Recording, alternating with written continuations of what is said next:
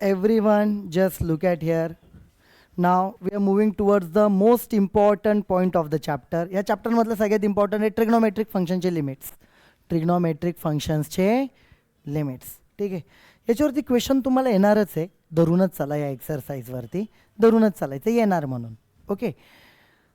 तर याचा अर्थ बाकीचे इम्पॉर्टंट नाही असं नाही. त्यांच्यावर क्वेश्चन येत नाही असं नाही. येणार. पण हा अजून जास्त महत्त्वाचा आहे.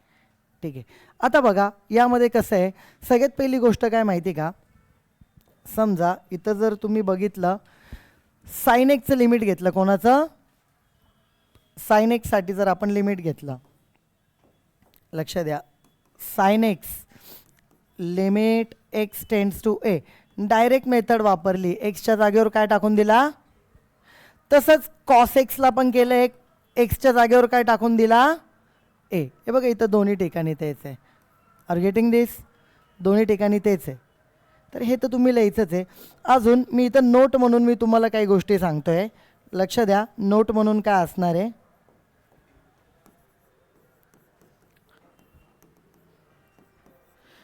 लिमिट एक्स टेंड्स टू 0 किंवा अँगल म्हणूया. समजा आपण इथं अँगल लिहूया थीटा, त्यांनी थीटा मेन्शन केला आहे बुकमध्ये, तर आपण थीटा म्हणून लिहूया. किती पेज नंबरला आहे,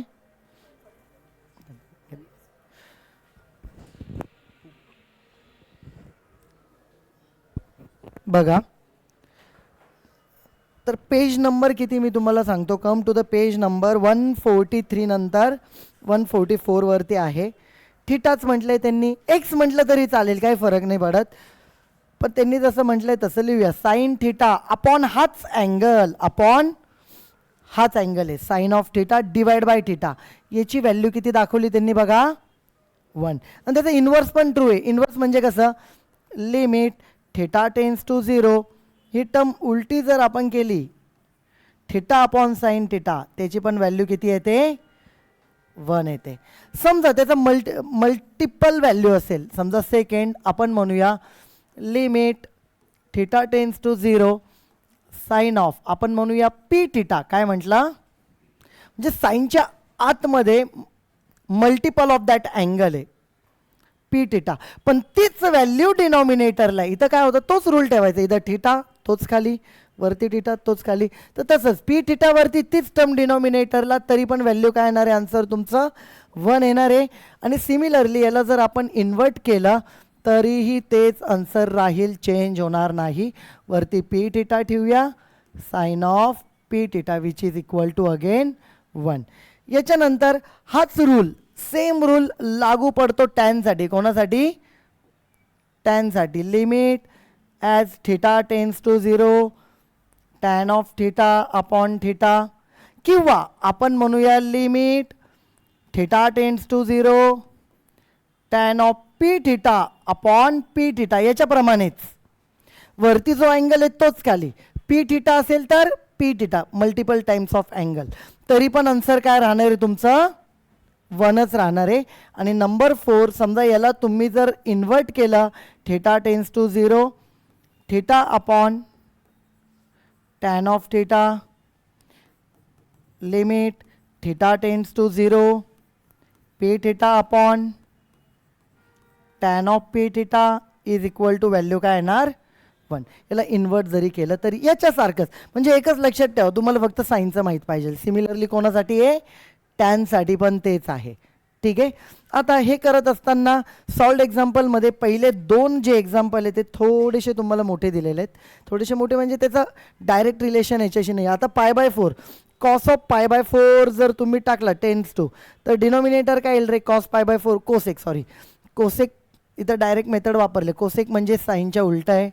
साइन ऑफ π/4 किती आहे, 1/√2.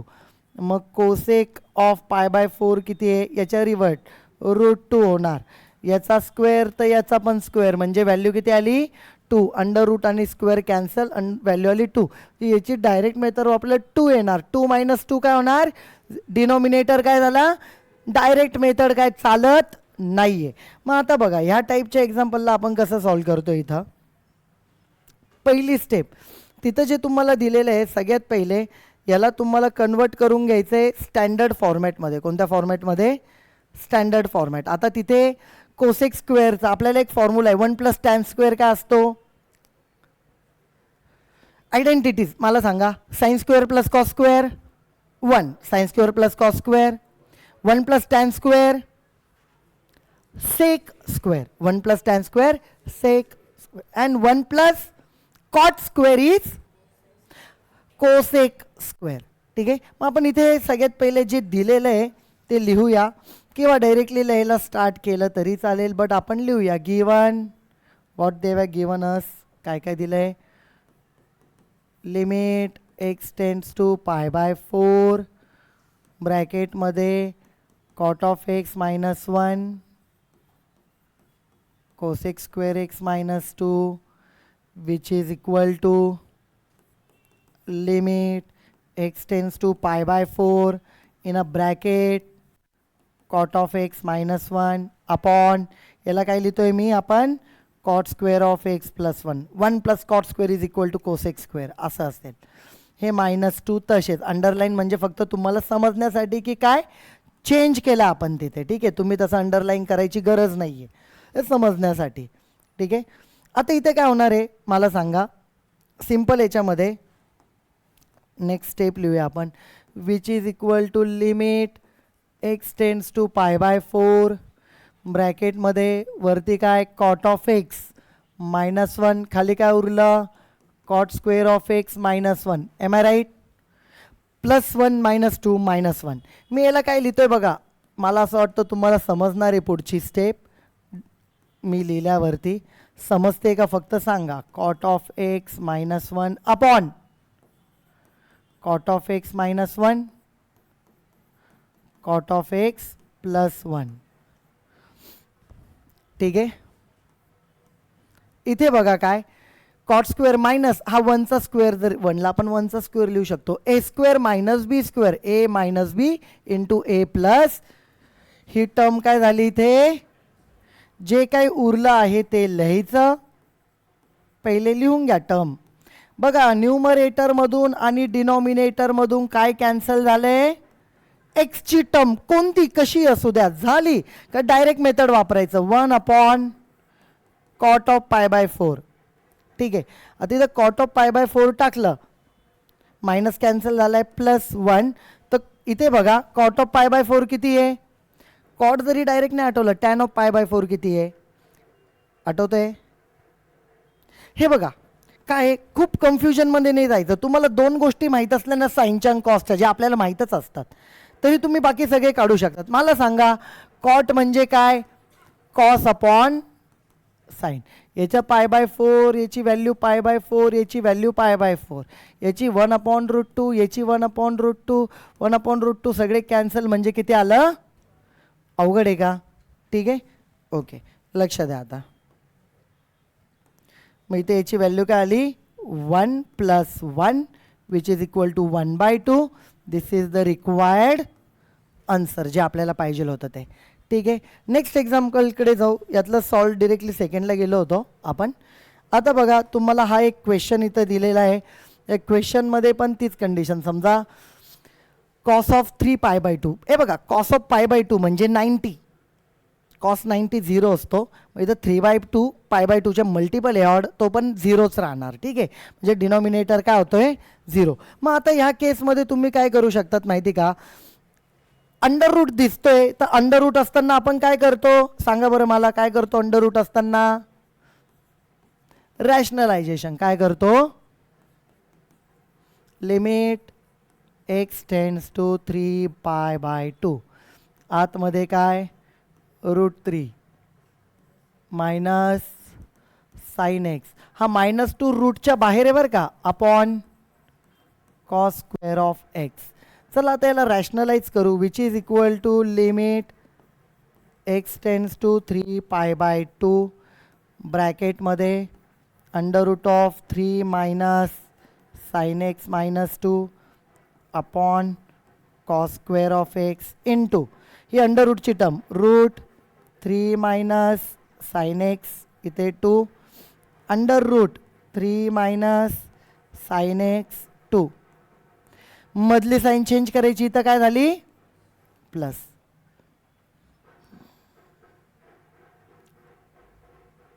बघा आता पुढे काय इथे याच्यानंतर पुढची टर्म जर आपण बघायला गेलो तर तुम्हाला जाणवल की limit x tends to 3π/2 x tends to 3π/2. तर एक्स टेन्स टू 3π/2 मध्ये काय भेटणार आहे तुम्हाला हे रूट दिस टर्म इंटू दिस टर्म. पहिल्या टर्मचा स्क्वेअर म्हणजे कोणाचा रूट कॅन्सल होणार मायनस सेकंड टर्मचा पण तुम्हाला इथं काय राहणार स्क्वेअर 2चा स्क्वेअर काय आला 4 divided by this term into particularly cos square x into under root of 3 minus sine x plus 2.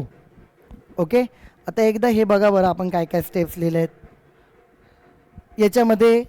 पुढच्या याच्यामध्ये काय करता येणार आहे सरळ सरळ स्क्वेअरिंग झाली आहे. आता मल्टिप्लिकेशन आपण करू शकतो इथे बघा विच इज इक्वल टू मी आता इथे लिहितानाच डायरेक्टली लिहितो हां. कॉस स्क्वेअर इथं आहे ना ह्या कॉस स्क्वेअरला काय लिहितो मी 1 मायनस साइन स्क्वेअर एक्स काय लिहितो 1 मायनस बघा लिमिट एक्स टेन्स टू 3π/2 ब्रॅकेटमध्ये here it is -1 minus sine x 1 minus sine x 1 plus sine x under root of 3 minus sine x plus 2. Are you getting this. आता बघा याच्यामध्ये काय होईल which is equal to bracket complete हां obviously इथं bracket complete होईल. Again next step आपण पुढच्या याच्यात लिहू which is equal to limit x tends to 3π/2 ब्रॅकेटमध्ये मायनस साईन समजा कॉमन काढली दोन्ही मायनस मायनस बाहेर आलं एक्स प्लस 1 इथे 1 minus sine x again 1 plus sine x ब्रॅकेटमध्ये under root of 3 minus sine x plus 2. This is the complete whole bracket. तर बघा इथे ही एक प्लसची साईन ही एक साईन काय झाली कॅन्सल झाली. एकदा का कॅन्सल झाल्यावरती ज्या टर्म्स उरलेल्या आहेत त्या लिहायच्या आपल्याला.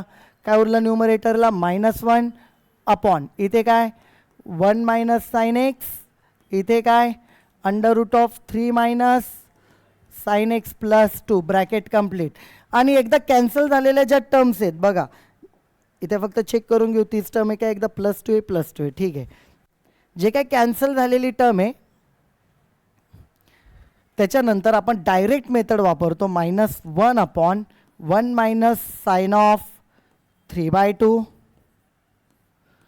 ठीक आहे under root of 3 minus sine of 3π/2 plus 2 हे इथे ब्रॅकेट कंप्लीट आणि त्याचं हे ब्रॅकेट कंप्लीट.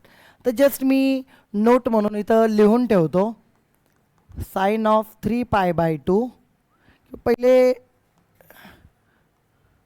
π/2 म्हणजे किती असती त्याची व्हॅल्यू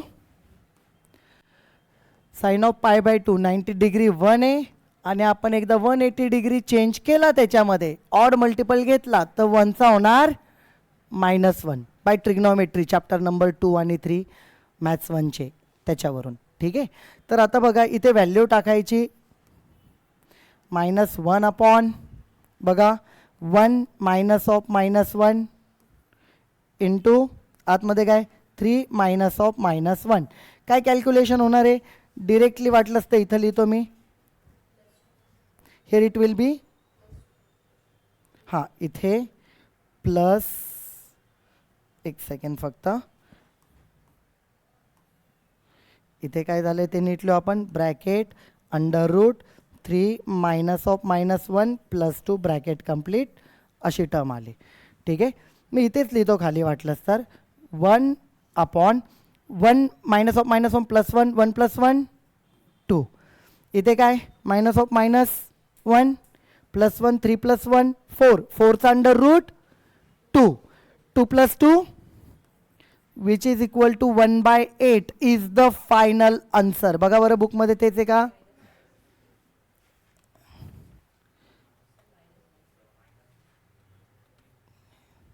हां वरती मायनस आहे त्यामुळे याला मायनस साईन येणार दॅट्स इट ओके.